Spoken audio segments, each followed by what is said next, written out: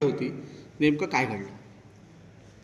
विशेष समित्या म्हणजे खरं म्हणजे तर जनतेने जे लोकप्रतिनिधी दिले यांना त्या नगरसेवकांना वेगवेगळ्या कामाचा अनुभव यावा, जनतेचे प्रश्न घ्यावेत आणि ते सोडवण्यासाठी या विशेष समितीची रचना शासनाने केलेली आहे. मात्र सत्ताधारी नगराध्यक्ष आणि उपनगराध्यक्षांनी हा जनतेचा आवाज, भले तो सत्ताधारी नगरसेवकांचा असेल किंवा विरोधी आमच्या नगरसेवकांचा असेल, हा दाबण्याचा प्रयत्न बळाच्या संख्येवर आणि कायद्याच्या पळवाटेने तो केला. हा कणकवलीच्या इतिहासातला पहिला एक काळा दिवस आहे. दुसरी गोष्ट की यांना कुठचेच सभापती नको आहे.